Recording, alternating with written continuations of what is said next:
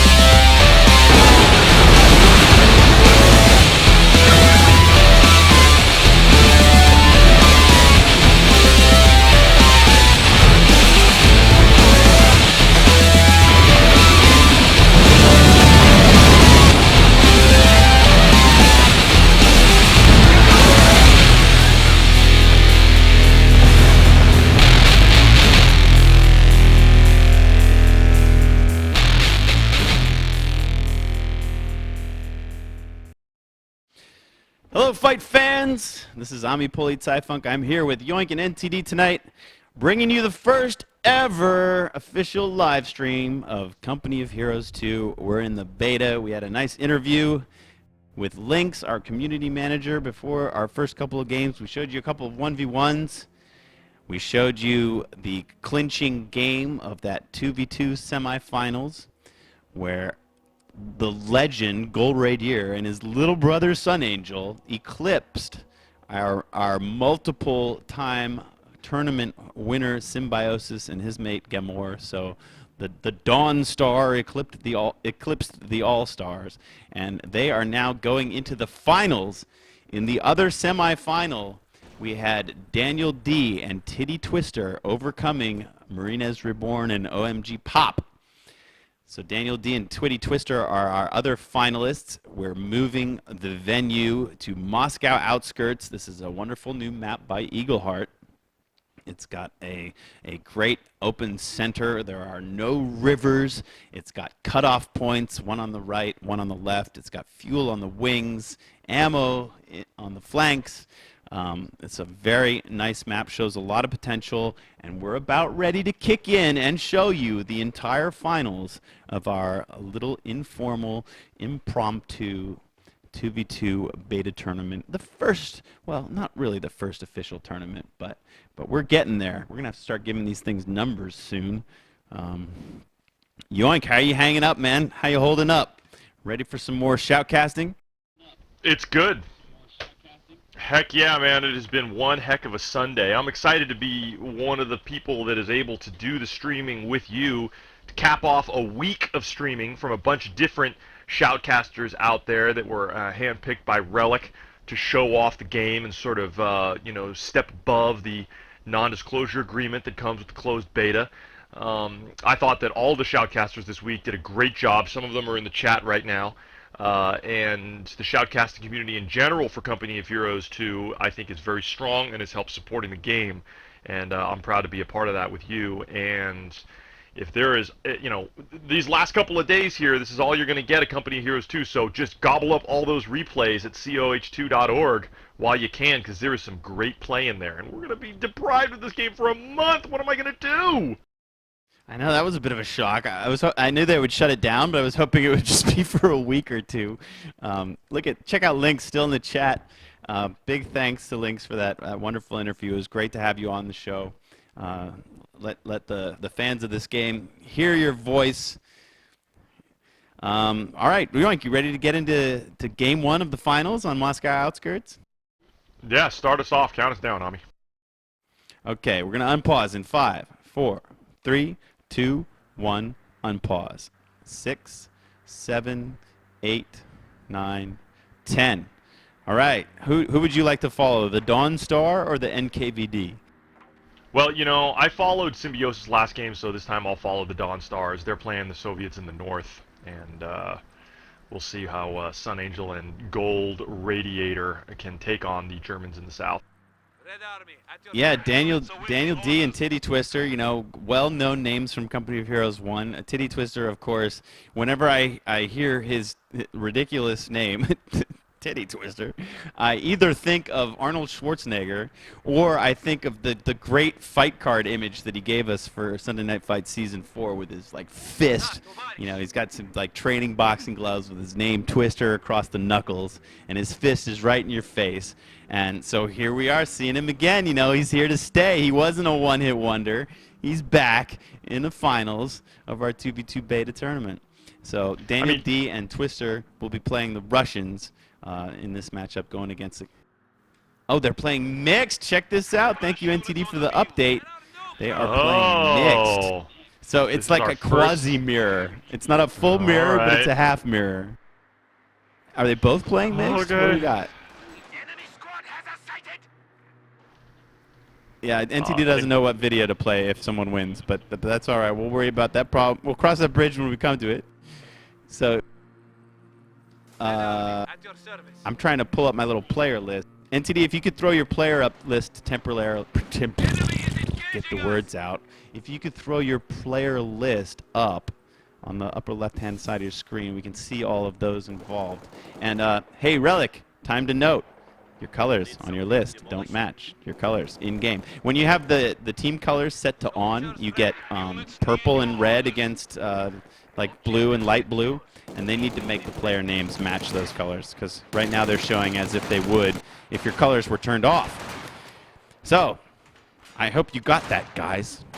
That's a really important change. No, those are the little fine details. All right, well, this map is all about these fuels on the wings. You can see there's a fight going on. The Darkstar team, let's just call them that. We can't really refer to them as their factions anymore, since we have a quasi-mirror here. So it's two Russians against mixed, is that correct? Yes, it's two Russians. SunAngel and Golradaer are both Russians. Daniel D is German. TitiTwister is Russian. All right. So we just got to call them Darkstar or NKVD. Now, NKVD is, of course, the Russian version of the Gestapo.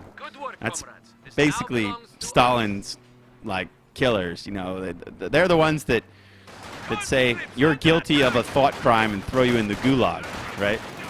Were they the predecessors of the KGB, or was the KGB already active at that time in World War II? Well, the Russians had another agency that was the secret police. So they had the NKVD and the secret police. I wish Guderian was here so that he could, you know, pronounce the whole acronym in Russian, what it stands for. I, of course, have no idea. But it stands for basically the Commissar, you know, like political, like defenders of the state. Right. I want to note on the left-hand side a very long, slow battle around this fuel point on the left. You know, yeah, the fuel it's point important. On the right, you know, green cover versus the house. This could last quite a long time. Yeah, you know what? I mean, the left fuel point has. Oh, when I play this map, I always find it a lot harder to take and hold because of that heavy snow. It's completely surrounded by heavy snow and a garrisonable building. I mean, whoever holds that building can really hold off infantry a long time because it takes them so long to flank or get in range for a Molotov or whatever. The right side fuel is much easily more contested. That's true, and I really like what the map makers are doing by putting, you know, cover right on the perimeter of the capping location, and this house just outside of the perimeter. You know, with each contestable point, you see that the map makers are being very smart about where they put the cover, or the campfire, or the houses. Right. Another big engagement on the right. The Darkstar team is trying to come in, and they've actually already whited the fuel on the far right.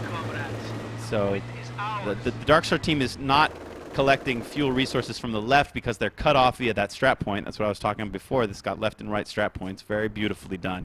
You know, it's hard to make a 2v2 map with cutoff points. I think Eagle's done a great job on this one. Yeah, and you know, he spent a lot of time you know, consulting with members of the community to really look at what members of the community liked and didn't like about maps, which is great that we have map makers that do outreach like that, because players play the maps more than he could possibly play, you know, and this is the result, you know, strong maps like this one, and also Colodi Firma. I think he made Colodi Firma too, didn't he? Well, he's making all of them, right? I'm not sure about that one. They've had Coloni for a long time. I think he made Oka River as well. But whenever I see, you know, like Eagleheart hanging out with White Flash and them talking about maps or them playing together, it just puts a smile on my face. I love to see that kind of interaction with the community and with the players and the map makers. Oh, the sniper gets cooked on retreat. Oh, yeah, nice truck action by the flame car. Here we go, more roasting here, this MG42. Oh my goodness, destroyed engine. Did it? Oh, they didn't kill the flamers on the inside. I thought for a second it killed the flamers. There goes the So truck. of course, Now. I probably shouldn't even go here, but you know, mirrors are a huge point of contestation when it comes to Company of Heroes 2. Of course, Company of Heroes 1 did not have. Really, is it? Company of Heroes 1 did not have mirrors in auto match, and thus did not have any mirrors. Well, you couldn't do it basically in the game. You couldn't even put them in custom matches. So for the 6 years of Company of Heroes lifespan, you know, all of the fans of the game didn't see any mirrors, and now they have been acclimated to the opinion that mirrors absolutely do not belong in this game. And I totally respect that asymmetrical battle and, you know, like historic reference to the actual World War II is important, and people care about that. You know, these games tell a story, and so that is a relevant argument. But I also have to say, in defense of those that are for mirrors, that just think about this, guys. Those of you that weren't playing Company of Heroes like during the beta 6 years ago, when this game first came out and there were no mirrors in it, the competitive player community was shocked and appalled and said, you know, they sort of waved the flag and said, you know, if this game not having mirrors will kill it as an esport, it will have no chance. And, you know, like, we did what we could with SNF, but let's be honest here, Company of Heroes 1 didn't have the greatest esports scene, so we can't exactly say they were wrong.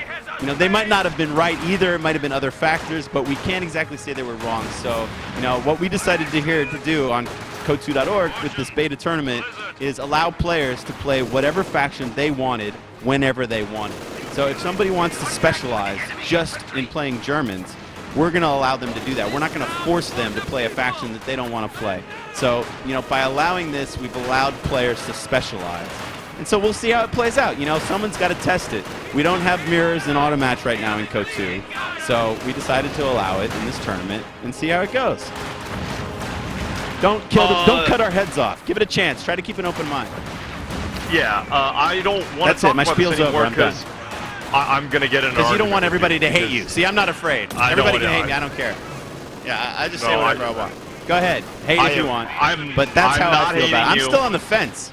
I'm still undecided. I mean, I see both sides of the argument. Both sides have really strong arguments. Well, I first of all, I'm not a fan of mirrors. I don't like them at all. I don't wish they were in the game. And I'll tell you why, because I'm confused as to hell as to what's going on right now in this game. Because I see, oh, look, conscripts. That's just oh, because they're there's a fighting blizzard, conscripts. bro.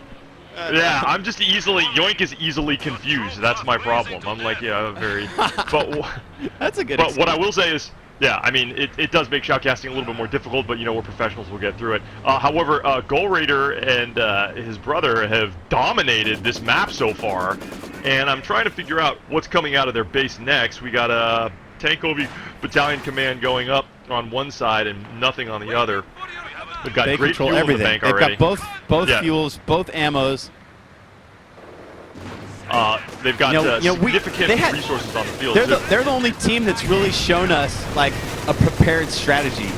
Clearly on Oka River against Symbian and Gamor, that they sacrificed early units to go for all those OPs, and you know they just planned to survive long enough to get 4 tigers and 2 elephants, right? I mean, they had a plan and they executed it. Getting tigers and elephants into your game is you know, a challenge in the first place. You gotta survive long enough to get that fuel and get it together. To have 4 tigers and 2 elephants is like, they clearly practiced that. They knew what they were doing. They did the math and they figured it out, and that's how they just pushed all the way into that phase. The same doctrine choices too, you know, wasn't it? Yeah, well, they both went the the Tiger Opel doctrine, whatever its name is. Right. It's the one with the Opel truck and the Tiger and the Stuka bombs. It's really, it's just a dominant doctrine. I mean, that's by far the preferred doctrine at the moment because all three of those abilities are fantastic. I mean, the Opel truck just like flooding in resources. You know, you need to control 3 points and you get like the maximum production out of that Opel truck. The Tiger tank, say no more, right? And then the Stuka, an off-map area of effect attack that has no pinpointed warning. You hear a sound, but you don't know where it's going to land. So it's, you know, all the other abilities show you a little bomb mark. The Stuka just comes in and knocks you out. So that's a really, really strong doctrine right now. It probably needs some tweaking. It probably does, but in the middle, a Flammenwerfer went down with no damage done to any of the what was Russians it thinking going into all of that infantry? Yeah, that was pretty intense. All of that There was Dawnstar all infantry. kinds. Yep. But look at this. We can't say that, you know, oh, German OP or whatever, because here we see Dawnstar doing it as double Russian. You know, they're showing diversity. Is it Dawnstar or Dawnstar? I don't I thought it was Dawnstar. I go, yeah, you're probably right. What? I'll trust you. Anyway, let's these go with guys. Dawnstar. Okay.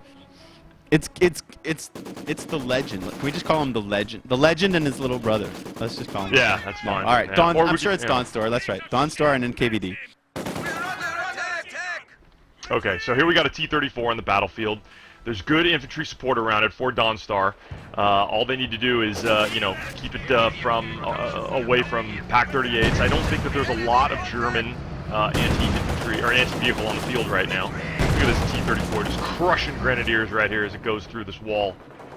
Oh, hi. You want to retreat? Not this way. Oh, another way. Problem. This way? No, not that way. Check them out. Yeah. Let me just give you another mouthful of main gun rounds. There's a Pak-38 just took a front shot right to that T-34. Damaged engines. Got to back up. Get the heck out of there. Trying to retreat back into friendly territory. I'm pretty sure that NKVD has been running mixed throughout the entire tournament, and their games will be interesting to see for those of you that have more time, or I'm sure some shoutcasters can pick it up. We have these other shoutcasters. You guys are welcome to pick up the games between NKVD and ibuprofen. I would love to see those casted. Those will be in our replay section at co2.org, and we'll make those visible right after this event ends. So you could either watch them in game or wait for the shoutcasters to produce them on YouTube. So SunAngel has invested in two of these little Su-76 assault guns. They're pretty weak in terms of their armor, but they do if you can flank a piece of heavy armor, you can get some good shots off of it. They have free barrages. Also, Look at that. Yeah, they do a lot of barrage that right MG there. in that house. And the cooldown is relatively quick. It's, you know, it doesn't cost anything. And if you can keep them in the back and protect them at this stage of the game, 13 or 14 minutes, you know, how can you counter that right now as Germans? You know, your infantry is going to get wrecked by that thing. There's no way you can get an AT gun close to it. You know, what are you going to do? Run in with Panzer Grenadiers? It'll barrage those guys and kill them on their way in. Especially the way that the Dawnstar team likes to keep each other supported. You know, the way to destroy Su-76 as Germans is to catch it unawares, you know, but I don't think that either SunAngel or Golradaer are in any business of letting their Su-76s go into a position of not being supported, and so this is going to be a real challenge for NKVD. NKVD, Daniel D's got 2 Opel Blitz trucks out. You can see how players favor those things. They do no wrong. This T-34 might be in above its head. Where are you looking? Over. This T-34 right in the middle ammo. Oh yeah, right there it is. Yeah, there it is. Yeah. Will he be able to get out? He's trying. Yeah, there's a escape. pack that's flanking it and shooting it from behind the tree in the middle. This blizzard is going to be the best thing to ever happen for this T-34. Pull a fast one. Sneaky. These flamers will be able to take care of those Grenadiers. Grenadiers are trying to give chase. Maybe they want to deliver the last Faust? I don't even know if that would do the trick. Oh, but look at the pack movement. Very nice pack movement.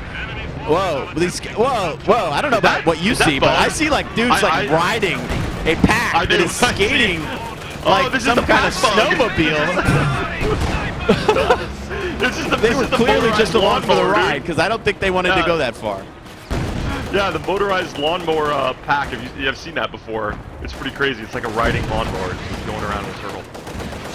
That Try and really reman it hurts now. the Axis team. Well, okay, they got the T-34 down.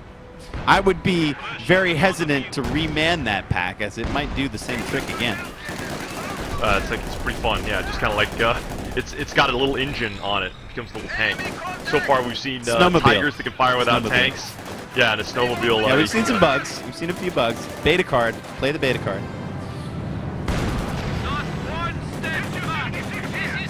Alright, I'm hearing more vehicle combat somewhere. I'm looking The at it here. SUs are firing. They've got, I mean, you know, when they're not barraging, they have a main gun that acts as like an anti-tank gun. They're trying to pluck at some Panzer Grenadiers in the center. The battle is still on the Panzer. left. The next T-34 is fighting a captured T-34. Whoa! Oh no, it's not captured. Oh, tricked by the mirror match. Tricked by the mirror match right there. Shoutcaster, I apologize. They got me. Okay, it's NTV's Russian T-34 coming to fight the other T-34. Stop sighing. I'm Stop just it. You can sigh, but don't key up. No, don't. Open-minded. Let the players. That's Yoink's commentary on the decide. mirror match. Competitive community. Just all right. Oh, Yoink, that's horrible. Stop it. Stop sighing. I don't like that. Sorry. All right. I'm sorry. The thing is, hug you've it out, got like bro. 90% of the fans to back you up, so I should just tuck my tail between my legs and, you know.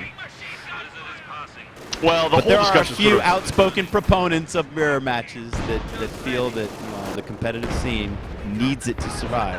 We'll see. We'll see how it plays out. yeah, I think it's probably ultimately going to stay in the game, but you know, whatever, we'll live with it. It's Sunday Night Fights. But if it's You get a not bunch an of mirror honor match, matches, it's pretty much not in the game. You know, I mean, they could That's leave it in true. basic, fine, so we could use it in these tournaments, but how are players going to practice for it? If it's not an auto match, it won't be in tournaments either. I don't think. Yeah, you're probably right. About that. All right, so we got combat here in the center. Trying to figure out who's fighting who here. We got Daniel D and his Panzer Grenadiers are trying to engage. Yeah. Oh, I think Daniel D is trying to NTD, go zoom in after on the these Katyusha artillery firing pieces. its rockets. It's so beautiful. I like how it closes its like visor for the driver while it's shooting, and then it opens up again. Oh, I never noticed that. It's probably it's for the driver's safety, you know? Yeah, driver safety is very important. The Russians, you know, they And take more, care of their yeah. own. Action now in the center. Oh boy, very vicious. Right here, Panzer Grenadiers. I think Daniel D's been trying to take out these SU-76s for a while, and he just can't get his Panzer Grenadiers up there to do it. No, I mean, I've seen players try a lot of things because they come, between 13 minutes and 18 minutes. That's their real window of, effectiveness. I've seen players try to load up Shrek'd up Panzer Grenadiers in a half track and just rush in there and use the half track to try to block them and the Panzer Grenadiers to take them down. But if there are a bunch of conscripts around there, or if the other one is able to barrage the position, like even that won't work. It's really tough to counter those early Su-76s. All right, here comes look down here in the south here. T-34 going to finally finish off Golradaer's T-34. Going right around the back. Takes it down. Now can move on that MG-42 in that house. I think these guys, TitiTwister and Daniel D, need some fuel. They desperately need fuel. So they're going to want to go. They're going to stake their claim on the left-hand fuel right now. They're in a good position to do it. They can just follow up this T-34 assault. Sniper's doing a good job on these. Down goes Bam, conscript. Yep. Good night. Lights out. Yeah, the bulk of NKVD is now on the south side, and they're going to try and push up, I guess, on that fuel point, or maybe victory point. Not sure. They're hanging in there. I mean, things look a lot better for them now than they did just 5 minutes ago. Well, look at the victory point situation though. Oh yeah, shoot, they're almost dead. Yeah, that's going to be a desperate They'll be moment here. dead They need in to a take matter this of victory seconds. point. Yep. Right. They're doing a good job. They're going to hold on to this one. They're going to stop the All right, drain. it's whited. The but, drain is stopped. You know, 34. yeah. All right. Well, let's see what everybody's gone. The guy I'm following, TitiTwister, and he's gone guards anti-tank, which of course is conscript anti-infantry. So he's got the PPSH upgrade on his conscripts, and he can do hit the dirt if he'd like to. His partner, Daniel D, has gone naturally the Opel Blitz doctrine. He has not quite unlocked the Tiger, but we might be seeing that if they can stop this drain from knocking him out of this. Yeah, you know what? Golradaer went with the IS-2 doctrine, and then his little brother went with the ISU-152 doctrine. So we are going to see Russian Filthy super tanks. combination. Right, just like last time. You know, I mean, they want Russian super tank, or last time it was German super tanks. These kids want Russian super tanks this game as well, and they've both got enough command points to unlock them both. It's just whether or not they have the manpower to put it together now. Are being so aggressive. You know, I don't know if they realize they only have 30 VIPs left, but look how far they're pushing their infantry in. I mean, if they lose that center VP, they're going to be knocked out of this game.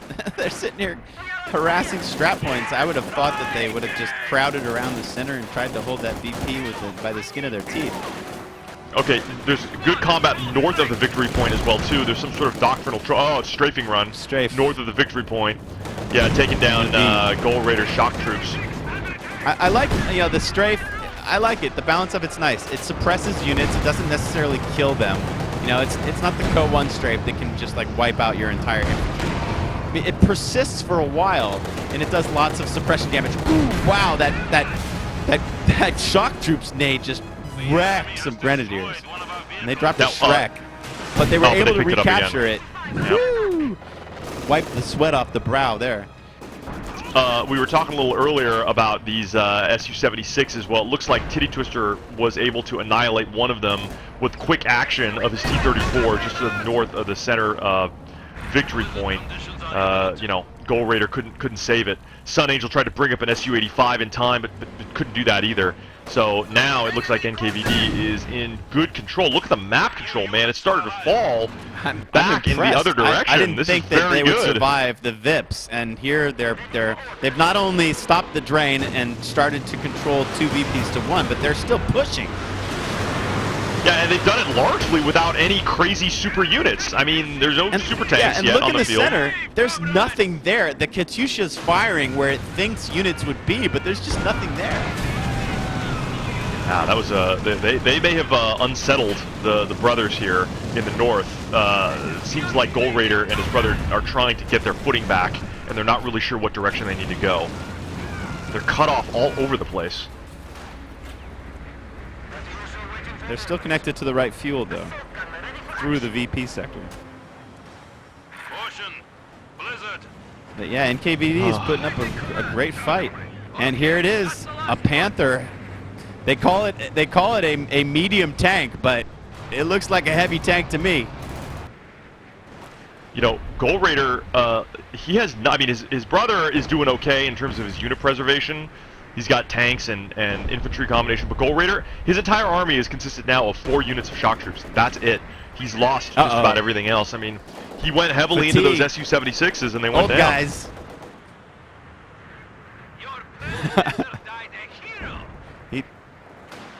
Wow, I can't believe that Daniel D's managed to save this Flammenwerfer. It's got 0 health. I wonder if he'll be able to get that back in the game.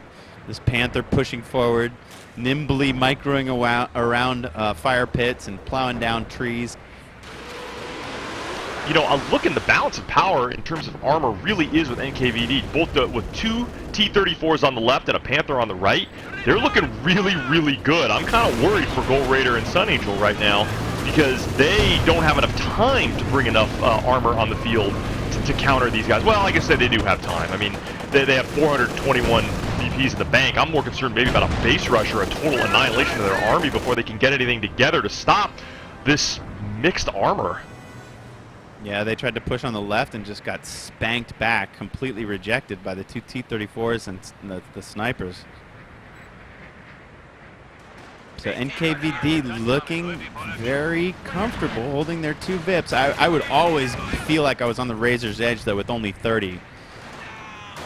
You know, that's no buffer at all. That could be snatched out from under your fingers very quickly. But, you know, well, they don't know how little that Team Dawnstar has. I mean, now there's an SU-85 coming out. There's an AT gun coming out. And, hey, I mean, it's really hard to do recon and know what your opponent's got. Check this out. There's an excellent little bit going on with True Sight on the right-hand side. Look over on the right-hand side victory point that's currently in possession of SunAngel and Golradaer.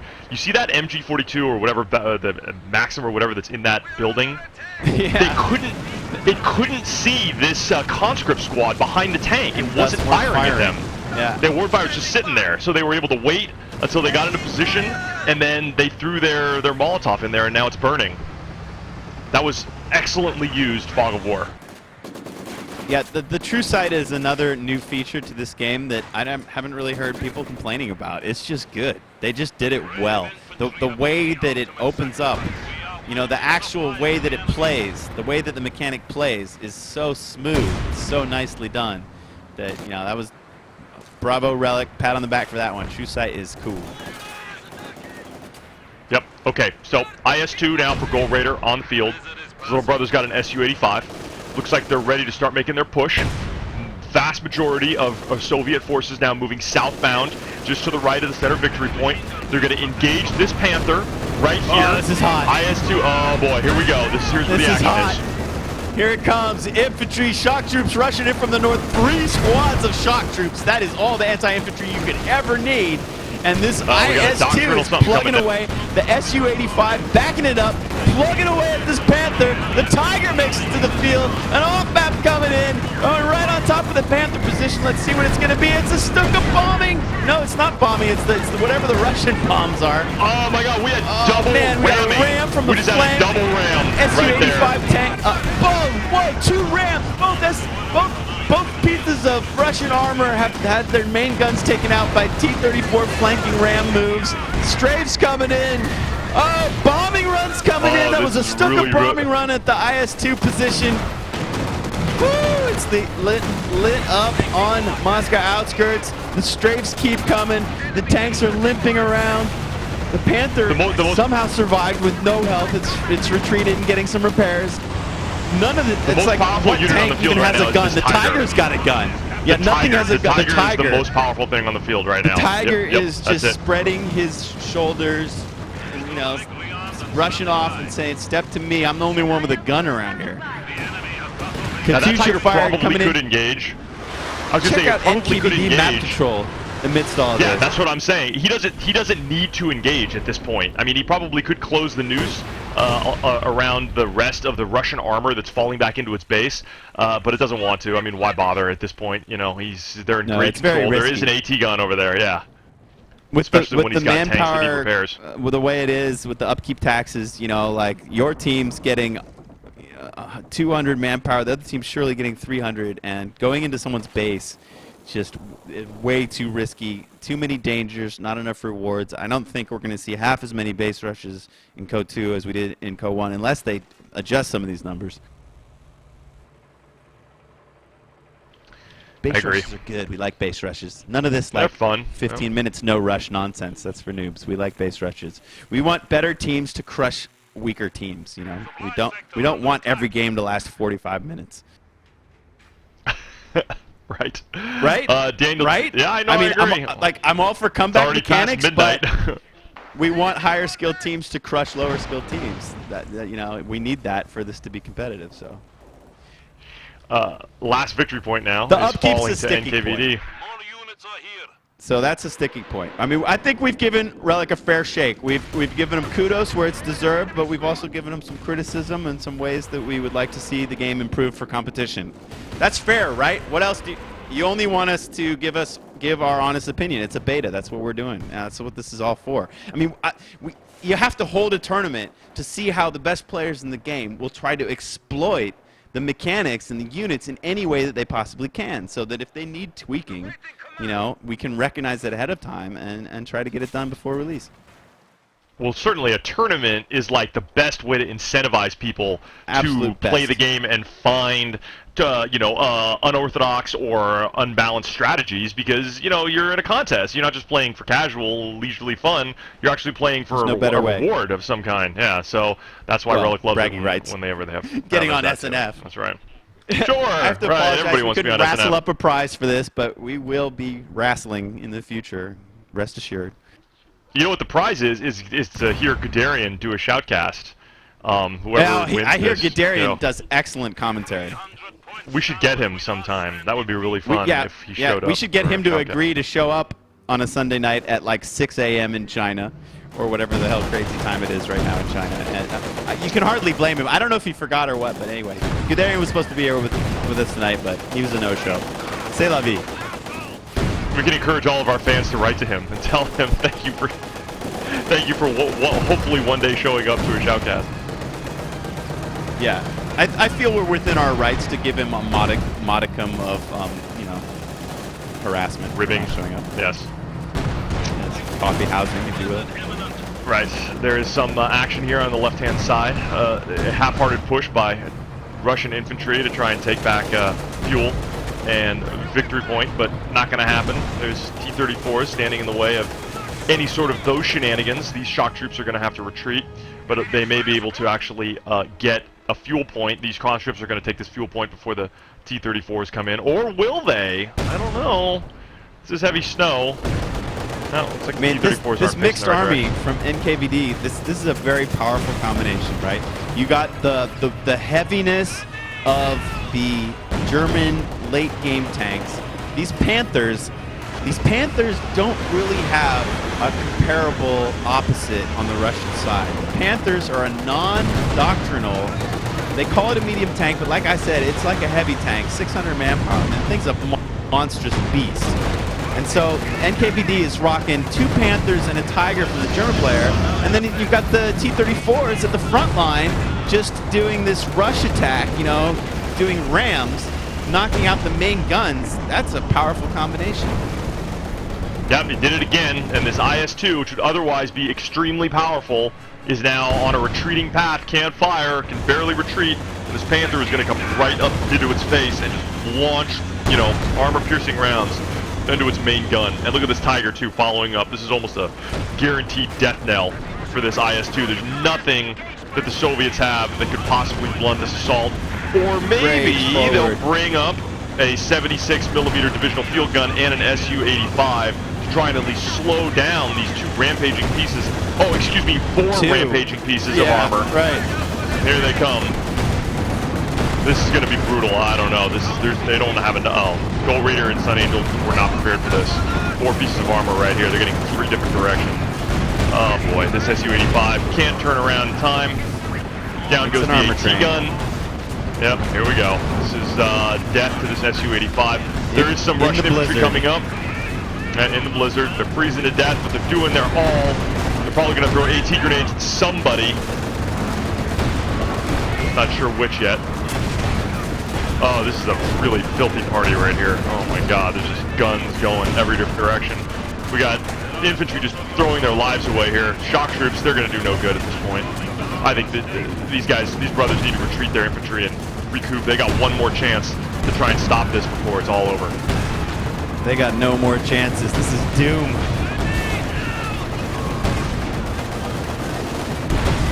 Yeah, ISU-152 fully repaired and plugging away from within the base.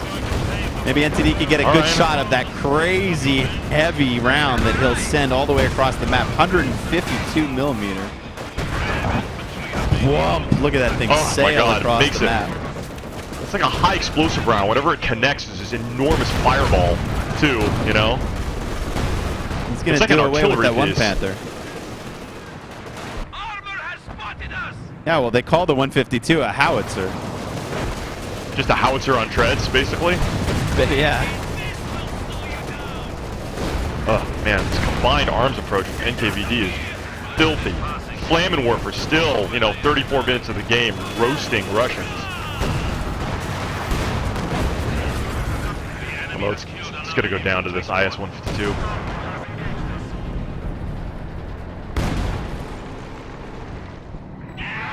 All right. The blizzard clears, the battle ends, and the commanders try to tally up what's left. Looks like there's an artillery piece firing somewhere, but I don't know where it's firing from. Oh! That was Stuka bombing run. Bombing run? Yeah, Stuka bombing run. Stuka bombing run, yeah. latest tier ability. Oh boy, this ISU 152 is just really taking a lot of damage. Down to a sliver of health. Driver gunner's been injured. Main gun will not fire. Engine damage. Can't retrieve very fast. Now, see, conscripts are attempting to repair it, but I found that the conscripts, when they repair, it's extremely slow. I mean, these guys are worse than, you know, opposing fronts' Panzer Grenadiers when they would repair vehicles with their basic repair utility. We've got a great new stats site up made by Darkblade. Got to give some props to him. If you want to check repair times or gauges on guns and ranges and damage, penetration and armor, everything about the Code 2 units, he's written the code to extrapolate it from the game files. So even after a patch, he can quickly just sort of rerun his extrapolation code and dig out all the data. Oh, last Stuka bombing run going in, killing ISU 152. So anyway, check out Darkblade's Code 2 stats site if you want to get into the nitty-gritty of this game.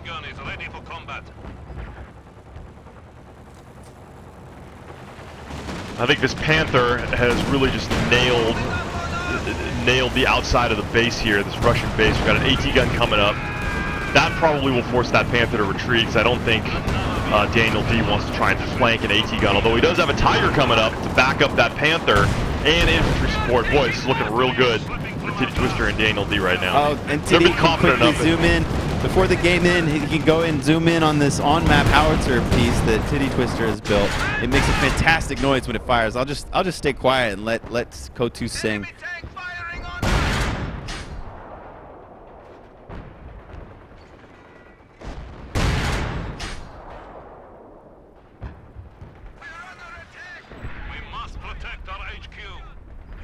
That thing wallops them in. Beautiful animation, sure beautiful does. sound. Does crazy damage, hella expensive, tons of fuel, tons of manpower to get one up, but once you get it up, if you can keep it up, it will wreck your enemies. Now, Golradaer has made a Hail Mary here. Oh yeah? He's in the center, he's capping the center VP, yeah. Making a Hail Mary right here. With an M3. Truck.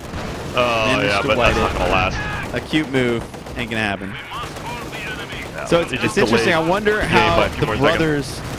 I wonder how they'll adjust, because they're going to face the same combination again in Game 2. And, you know, because mirrors aren't in auto in the beta, they're definitely not very practiced in facing this. It might be the first time they've ever had to deal with this combination. So let's see if they can make some adjustments and come back in Game 2 and force this to an ace game. This is, of course, the best of 3 finals of our 2v2 Open Tournament. Dawnstar versus NKVD, and Dawnstar has got 6 VIPs left. Yeah, I've got commentary on what I think, how they lost, and they weren't prepared for it, which we can save for the beginning of the next game, so that we can roll that. I don't know, what do we roll? Allies win? No, Axis wins, right? And let it go? NTD, take it away. Roll that See video, ya. yeah, roll whatever video you want to roll.